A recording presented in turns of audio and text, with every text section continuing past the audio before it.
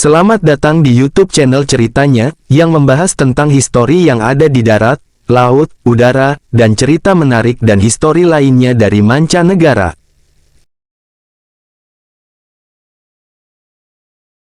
Jenderal Besar TNI Anumerta Raden Sudirman atau Jenderal Sudirman lahir di Purbalingga, Jawa Tengah pada tanggal 24 Januari tahun 1916. Jenderal Sudirman lahir dari pasangan Karsit Kartawiraji dan Siem saat pasangan ini tinggal di rumah saudari Siem yang bernama Tarsem di Bodas Karangjati, Rembang, Purbalingga. Tarsem sendiri bersuamikan seorang camat bernama Raden Cokrosunaryo.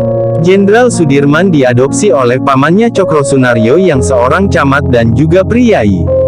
Setelah Cokrosunaryo pensiun sebagai camat pada akhir 1916, Sudirman ikut dengan keluarganya ke Manggisan, Cilacap.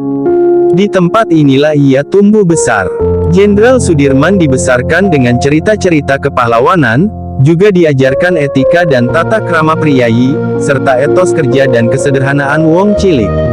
Untuk pendidikan agama, ia dan adiknya Muhammad Samingan mempelajari Islam di bawah bimbingan Kiai Haji Kohar. Sudirman adalah anak yang taat agama dan selalu sholat tepat waktu. Ia dipercaya untuk mengumandangkan azan dan iqomat. Saat berusia 7 tahun, Sudirman terdaftar di sekolah pribumi atau Hollands Inland School. Pada tahun kelimanya bersekolah, Sudirman diminta untuk berhenti sekolah sehubungan dengan ejekan yang diterimanya di sekolah milik pemerintah. Permintaan ini awalnya ditolak, namun Sudirman dipindahkan ke sekolah menengah milik Taman Siswa pada tahun ke-7. Pada tahun ke-8, Sudirman pindah ke sekolah menengah Wirotomo. Sudirman belajar dengan tekun di sekolah. Gurunya Suwarjo Tirto Supono menyatakan bahwa Sudirman sudah mempelajari pelajaran tingkat 2 pada saat kelas masih mempelajari pelajaran tingkat 1. Sudirman sangat pintar dalam pelajaran matematika, ilmu alam, dan menulis, baik bahasa Belanda maupun Indonesia. Sudirman juga menjadi semakin taat agama di bawah bimbingan gurunya, Raden Muhammad Kholil. Sudirman juga berpartisipasi dalam kelompok musik sekolah dan bergabung dengan tim sepak bola sebagai bek. Ia juga ikut dalam perkumpulan siswa Wirotomo, dan klub drama. Ia membantu mendirikan cabang Hizbul Wathan, sebuah organisasi kepanduan putra milik Muhammadiyah. Sudirman menjadi pemimpin Hizbul Wathan cabang Cilacap setelah lulus dari sekolah menengah Wirotomo. Tugasnya adalah menentukan dan merencanakan kegiatan kelompoknya. Sudirman menekankan perlunya pendidikan agama. Ia mengajari para anggota muda Hizbul Wathan tentang sejarah Islam dan pentingnya moralitas, sedangkan pada anggota yang lebih tua ia berlakukan disiplin militer. Dan pada usia 19 tahun, Sudirman menjadi guru praktik di Wirotomo. Pada 1936 ia mulai bekerja sebagai seorang guru, dan kemudian menjadi kepala sekolah, di Sekolah Dasar Muhammadiyah. Ia juga aktif dalam kegiatan Muhammadiyah lainnya dan menjadi pemimpin kelompok pemuda Muhammadiyah pada tahun 1937. Setelah Jepang menduduki Hindia Belanda pada tahun 1942, Sudirman tetap mengajar. Pada tahun 1944, ia bergabung dengan Tentara Pembela Tanah Air atau PETA yang disponsori Jepang, menjabat sebagai Komandan Batalion di Banyumas. Selama menjabat, Sudirman bersama rekannya sesama prajurit melakukan pemberontakan, hingga kemudian diasingkan ke Bogor. Setelah Indonesia memproklamirkan kemerdekaannya pada tanggal 17 Agustus tahun 1945, Sudirman melarikan diri dari pusat penahanan, kemudian pergi ke Jakarta untuk bertemu dengan Presiden Soekarno. Ia ditugaskan untuk mengawasi proses penyerahan diri tentara Jepang di Banyumas, yang dilakukannya setelah mendirikan divisi lokal Badan Keamanan Rakyat. Pasukannya lalu dijadikan bagian dari Divisi 5 pada tanggal 20 Oktober oleh Panglima sementara Urip Sumoharjo, dan Sudirman bertanggung jawab atas divisi tersebut.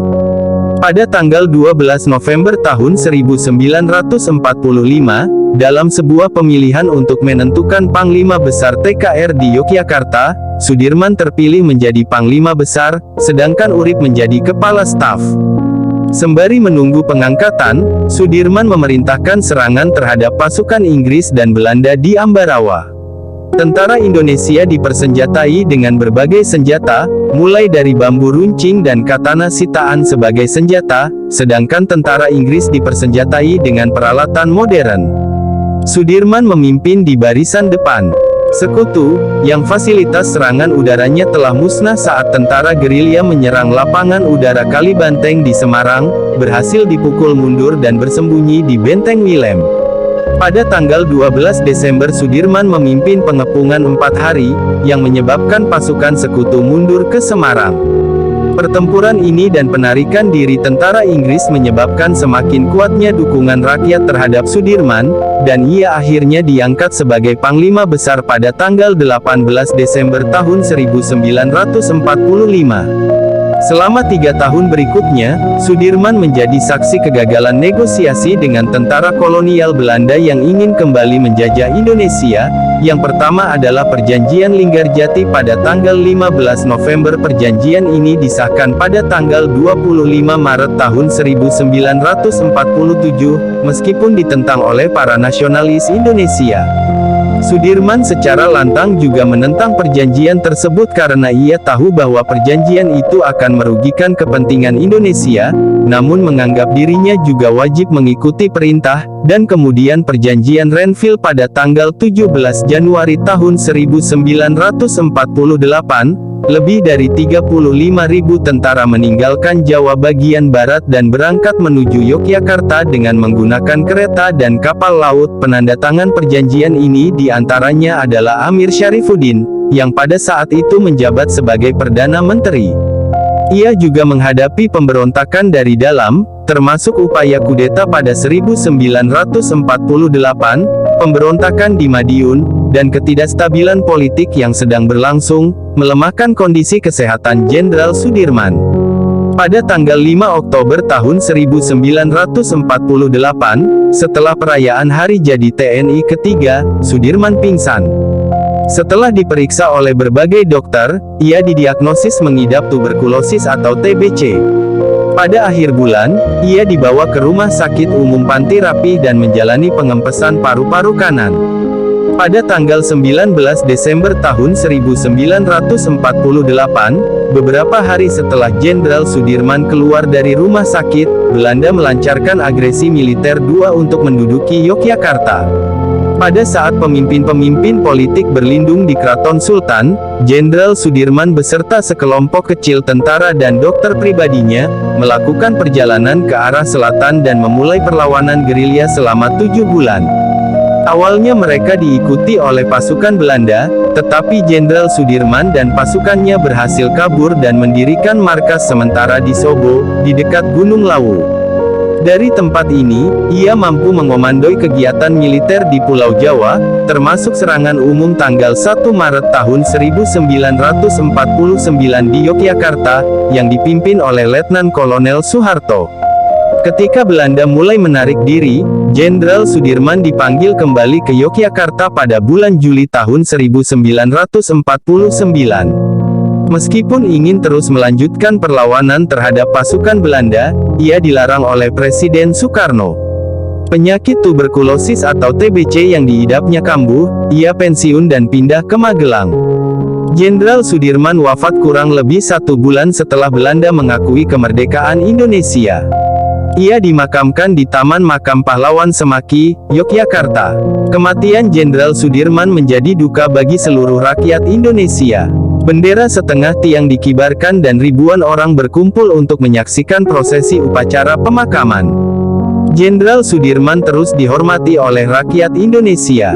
Perlawanan gerilyanya ditetapkan sebagai sarana pengembangan esprit de corps bagi tentara Indonesia, dan rute gerilya sepanjang 100 km atau 62 mil yang ditempuhnya harus diikuti oleh taruna sebelum lulus dari akademi militer.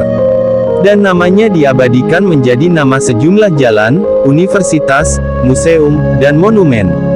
Pada tanggal 10 Desember tahun 1964, Jenderal Sudirman ditetapkan sebagai pahlawan nasional Indonesia. Jangan lupa subscribe, like, dan komen, dan juga terima kasih telah support channel ceritanya untuk terus membuat konten menarik dan histori lainnya.